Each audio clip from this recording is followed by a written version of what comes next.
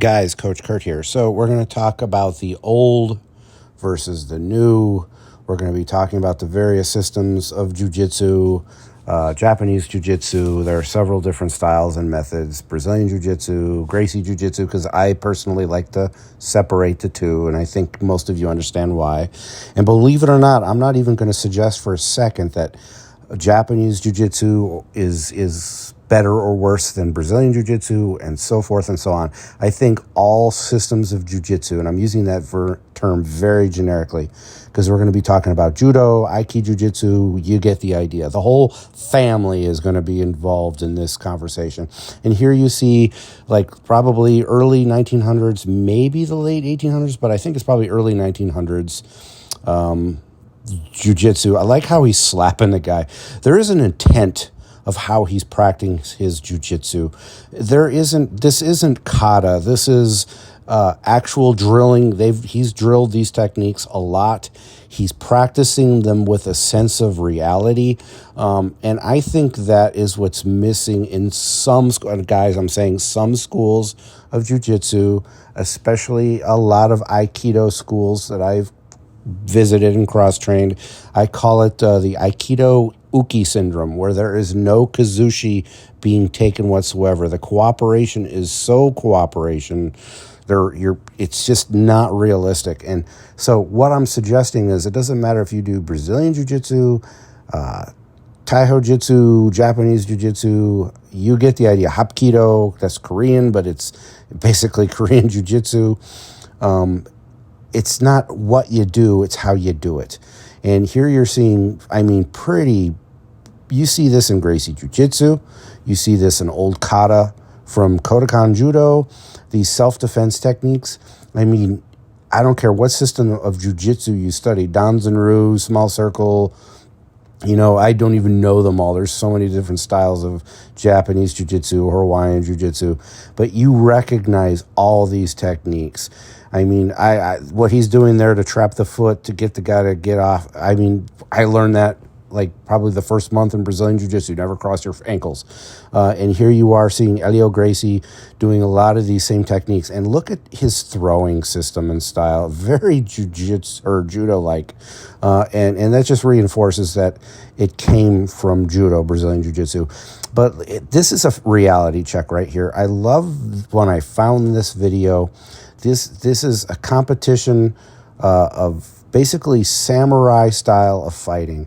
They're wearing the armor. It's not excessively heavy, but there's a sense of you don't want to go to the ground. And this is why. You get to the ground and you get trapped. See how the person who wins the battle gets the top position, either still standing or knee on belly or some variation of that.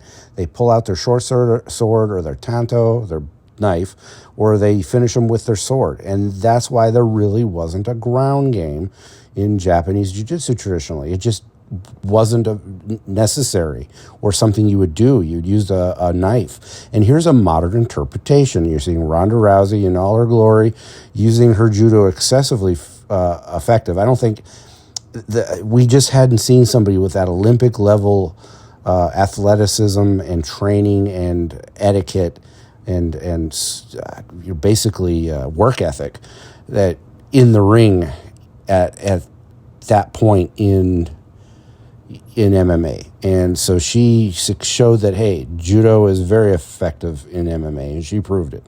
But to get back on track, this would be your modern interpretation of the judo, jiu-jitsu systems and styles.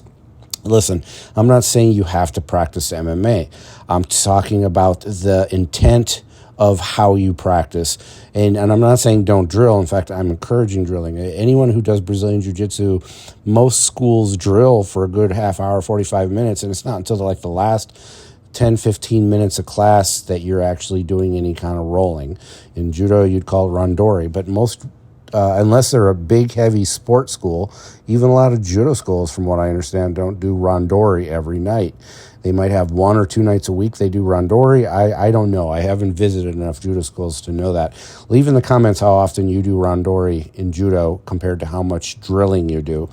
And I would love to see the differences in the different schools. And again, most judo schools are sport oriented, but there's Kodokan judo schools that are very what you'd call classic Kodokan judo that are non-sport. They're few and far between, but they're out there. There's also freestyle judo movement that's out there. And so that's where you saw the development of the ground game. Brazilian Jiu-Jitsu, is just one of the systems out there that helped develop the ground game. There's Koshin Judo.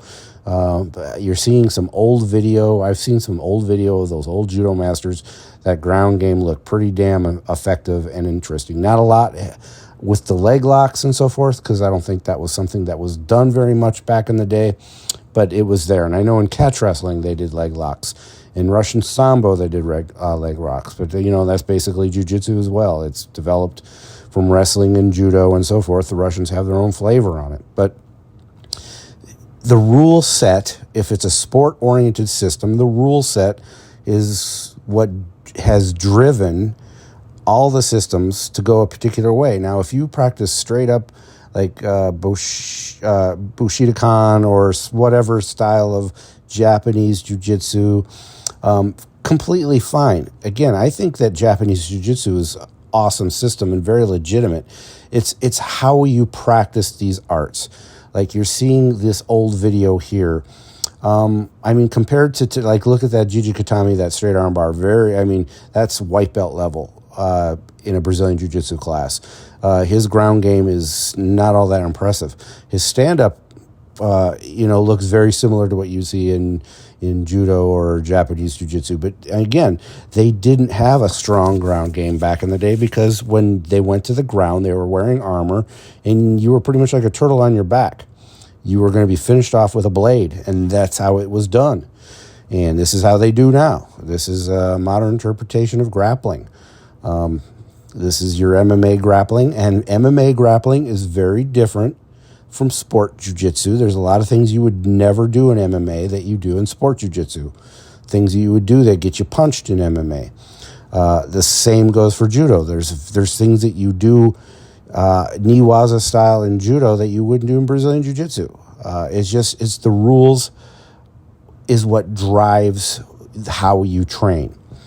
I guess what I'm suggesting is the mindset behind your training should be I call it the Aikido Uke syndrome, where there is no kazushi. If you're not training with a sense of purpose, actually having to earn the kazushi, take somebody's balance. It can be a cooperative drilling, but you have to have confidence in the fact that you actually took somebody's balance, regardless if it's nagewaza standing stuff or niwaza ground stuff. It doesn't matter.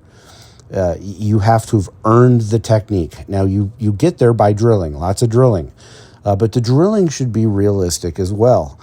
You can practice any system of jiu-jitsu, Aiki jiu-jitsu, Aikido. It's all about how you approach it. And I'm not suggesting for a second you have to change your art. If you practice Aikido, you're not going to all of a sudden start practicing combat Aikido. I know that's just not the culture of the system. Here is Aikido on the screen. Sensei, Master Yushiba, or however you pronounce his name. I apologize if you're from Aikido and I slaughtered O-sensei's name, but Morei Yushiba, I believe it's pronounced. He was a pacifist, but he earned that pacifism because of World War II. He saw a lot of horrible crap during the war, and post-World War II, it changed from Aiki Budo or Aiki Jiu-Jitsu method or hard-style Aikido to post-war Aikido. Became very passive. Not at all like this. Again, this is where we all began. I don't care what style of jiu-jitsu or judo you study. This is how it all began, right here. And that's why we need to remember where we come from. Of course, I'm assuming that you study the martial arts for the same reason I do. I study to protect myself at work, to help myself teach control tactics to law enforcement. It's also stress relief and exercise, and I just enjoy it. And I know there are people who study martial arts for completely different reasons other than self-defense. Maybe it straight up is sport, or it's something like Tai Chi or Aikido where you're doing it strictly for almost like a meditation, something that makes you feel good physically, mentally, what have you. Completely legitimate reason to study martial arts. Not everybody's studying for the same reason I do, or if you watch this channel, chances are you are somebody who's interested in martial arts for self-defense, and so forth. Anyway, at the end of the day, he who wants peace must prepare for war, and that's why I study and train. I suspect that a lot of you are the same way. Anyway, I hope that you liked the video. Let me know what you think. Please like, subscribe, and share. Also, I can kill you with my brain.